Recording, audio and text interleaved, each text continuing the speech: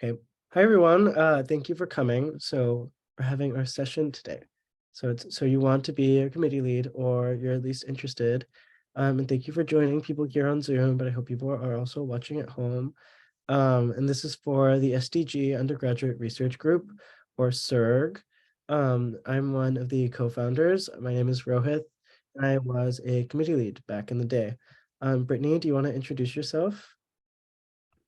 Hi, I'm Brittany. I'm currently one of the co-facilitators of SURG, and I also led my own committee back in the day. Yeah. So let's get started. Oops. So why would you even want to be a community lead to begin with? Um, well, it's a really unique opportunity here at Berkeley. So committee is kind of really a research topic slash group that you design and work on all by yourself. And with that, you get a bunch of freedom that you wouldn't get in any other class project or stuff outside of that, especially in a sense relating to research. So you get to choose exactly what you want to research. Other research opportunities on campus, you might be placed on a team of staff or researchers and you might be following what they want to do, but this is your chance to choose what you want to do. Also in the process, you'll be growing as your own researcher and learning different skills. I know I did. Um, and that's really exciting. And for example, let's say you wanted to go work for the UN and you wanted to learn about droughts around the world and you didn't know exactly how to get started. You could pick a project around droughts in the global south and you can kind of work on that. And that could be your whole project. And that is something that you could really use to advance your career. And it can set you up for future jobs or research positions. I know personally this has gotten me like leading a committee has gotten me really cool research jobs and research positions, as well as kind of set me up for the future for what I want to actually do. Brittany, would you say it's the same for you?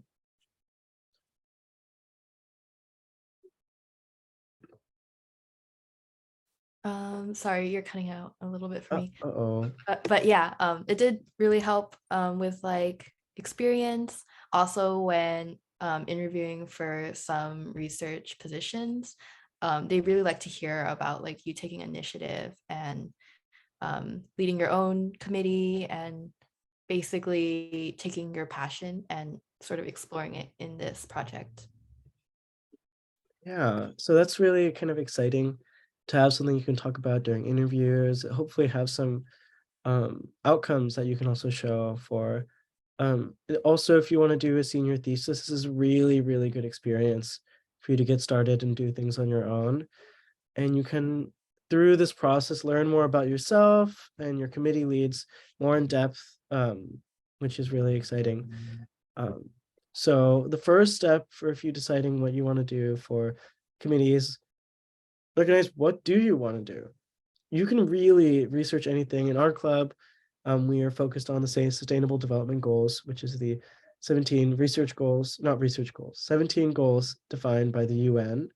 And it's really broad. You could be studying hunger, you could be studying wildfires, you could be studying building design, you could be studying gender equality, you could be studying diseases. You can really be a lot of different things. And once you decide what you want to do, you should decide what do you want this to look like at the end. Do you, well, it actually kind of leads us to our next slide. So here's a couple examples of what your project could look like. Over here on the top right, we have like a scientific paper or a literature review. So you could really be reviewing a lot of different research reports and actually conduct your own little experiment in a way. You could try to, many people who would do this, their goal in their mind might be to publish a paper, have something done at the end of the project and submitted to a journal for publishing, which is exciting. But many people have done other projects. Other things, every committee lead at the end of the semester gives an oral presentation at our SURG symposium, which is a really good tool for being a researcher going forward.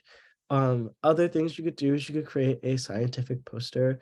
Over here in the bottom corner, this is me presenting. I know it's kind of vain, but I was presenting on a project I did in Alaska around beavers and carbon sequestration or carbon storage in the soils.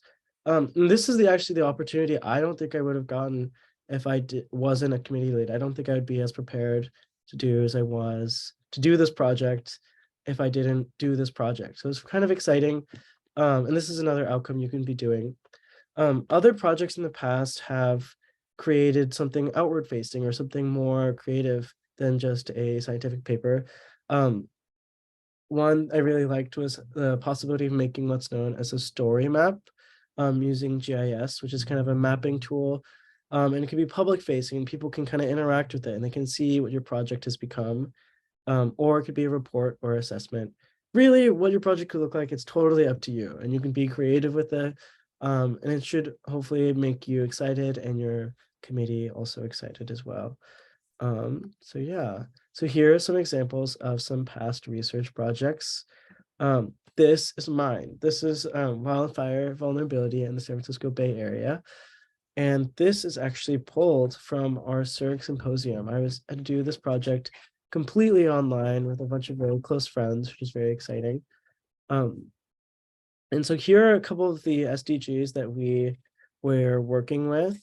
There are about 5 in total, which all related to wildfire in one way or another. But we had bumps in the road. I had no idea what I was doing, and I blindly led these 6 people to work with me on this.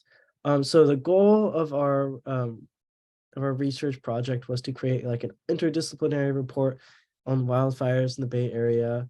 And we're trying to get at wildfires from every side, biological, economic, health, and like mapping and nature. And it was too much. And we realized through the process that this is not something that we could really do well. And what we really wanted was to publish something at the end of the project. So working with our research mentor, we honed down our project. We actually had to eliminate one of the groups we had been working on. So we shifted our focus away from wildfire economics and actually instead focused our energy on wildfire smoke and human health and our GIS mapping. And it worked out. Um, in April, one publication was published in the Berkeley Scientific Journal. It was focused on, this came out of our wildfire smoke and human health project. And then actually last month, finally, our GIS part of our project was published in another scientific journal. And we did that with our research mentor, which is really exciting. But I'm going to pass it to Brittany.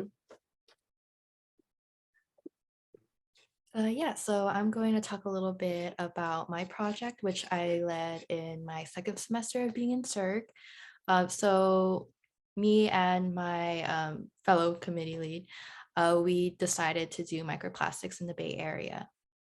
So we looked at this problem from 2 approaches. We wanted to look at how local sea life was affected and how it affected human health of those who live in the Bay and outside of the Bay. So we wanted to examine existing microplastic studies and data sets, especially because we were still online at this point. But we were able to look at data from the San Francisco Estuary Institute. We were able to chat with representatives from that organization and also collect open source data from dining facilities, as well as public facing surveys. And we worked with our mentor, who was Dr. Scott Coffin from the California Water Board, which was really interesting to see what he was working on too. And we were able to create this really cool report, which is also on our website if you'd like to check it out too. And we all learned a lot from it. And also I learned a lot about leading my own committee and sort of guiding my research team in a way that to get to our final destination and fulfill our goals at the end. And yeah, Rohit, if you could change the slide. This is Meg's project from last semester or a couple semesters ago, I forgot. So this is the Strawberry Creek Management Project. So they wanted to look at the history of Strawberry Creek as well as how that relates to its quality of water now. So they wanted to look at the total chlorine levels in the creek, since the current campus management wasn't able to actively monitor it. So she was able to work with a bunch of students and they were able to do the work and um, look at the results of that, which was able to implement change at the end of it. So their outcomes, they were able to identify the point source of total chlorine and then notify EH&S officials to investigate. So they found that it was from the sprinklers and the lawn irrigation, resulting in an increase of chlorine after. And that was, I believe that was near faculty area, like Giannani Hall, that area, which is pretty cool. And then they were able to also talk a little bit about the harm that comes with this chlorine increase in the creek. And yeah, they were able to look at a couple different SDGs, and it overlapped a lot for this project. So they were able to look at a couple.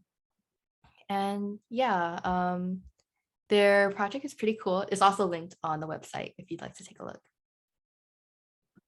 Oh yeah, I totally forgot to mention that. You can look at all of our projects in the past few years on our website, which is surg.berkeley.edu. But yeah, thanks, Brittany.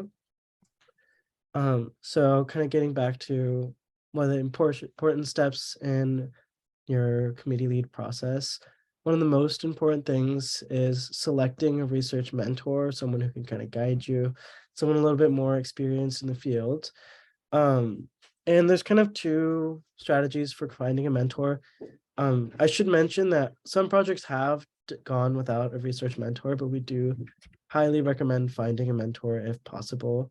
Um, so if you're kind of in the beginning stages of what you want to research, um, something that might be really helpful is to ask professors you already have taken classes with or already met with, kind of in the field that you're interested in. Um, and this is really helpful, especially if you have already established a relationship with a professor, or you would like to establish a relationship with a professor. You can go to their office hours, ask them questions and stuff like that. But say, for example, you are thinking really specifically about one thing you want to do. You could also start by asking your professors in that field, but they might instead direct you to other professors, other professionals in the field who might be more suited to your project. And that works awesome too. You can get really specific feedback. So working with a research mentor can kind of really provide like important steps along the way. I know for me, our research mentor really guided us, said that what we were doing, we could not finish a project with, which was like really, whoa, what are we doing? But having someone there to guide us was really an important step along the way. Also, you don't need to meet with your mentor in person at all, even though it can be really nice. Um, if you meet someone who happens to be from a different university or across the country, but is really invested in your project and wanting to help, having someone to meet over Zoom is totally okay, and really helpful. That's what we did because a lot of us started during the pandemic. Um, Moving on. So here are a couple important skills for being a committee lead. So you should have some clear goals as to what you want, and it should be on a specific topic. For example, I want to do a poster with my committee on drinking water. And it can be okay. It's totally okay. These goals shift throughout your time doing your research, or if your topic also shifts, it becomes more specific or more broad. Um, but what's really important is that you have passion about it. It's exciting to research. You're not bored. You're not doing this just to check a box or trying to do something you should be excited. This is really cool. This is really exciting. Um, of course, as with most things, time management is really helpful. Being able to schedule meetings and kind of handle your schoolwork surrounding that, that's really helpful. And over the course of your project, there are going to be changes, some challenges you're going to find. So if you can be flexible and kind of roll with the punches, you'll be doing pretty solid. But also, I don't think this has been emphasized enough, but you should have fun with your committee. They should be your friends. It should be exciting. If you're having fun with your committee, it's going to be more exciting to see everyone. You're going to be hanging out. Meetings aren't gonna be super boring. You can kind of like confide in each other. Sometimes we'd have meetings and we just like stop doing research altogether and just talk about problems we're going through, um, which is totally okay. As long as you're being, well, that's where it comes into balancing being productive and having bonding. But if you like your committee, you're ultimately going to work better. It should be a fun experience. And that as a committee lead, you would kind of foster that. Maybe you can go out to get food. I don't know. You can figure it out. Um, and maybe this is like most important, but you personally should set boundaries for yourself with the project. You should see where you you can get really stressed up about this, but really at the end of the day, you got to be like, hey, okay, I've done enough work for today. I'm gonna go relax. So that is why there's a pool table here on this slide. My house just got a pool table today, and I've been a little stressed this week, but I'm excited to play pool, and I'm playing pool with my people I live with, and it's really fun. And this is like a boundary I'm setting. I'm like, hey, I'm not gonna do any more work. I'm just gonna relax, and I hope that you get to do this as a community lead as well. Um, yeah. Lastly, you can do this. Like you totally can do this. Um, and you can imagine this as the facilitator saying, "You got it, dude." This is Brittany and Meg cheering you on, saying, "You got it. You can do this."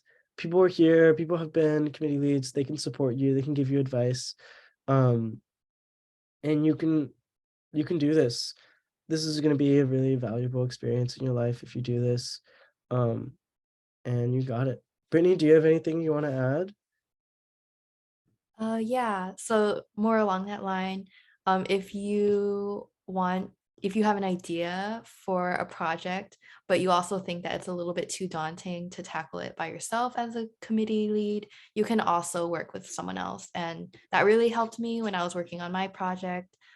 We kept each other on track and accountable for goals that we wanted to do. So yeah, that's always an option. Yeah, awesome. I totally forgot about that.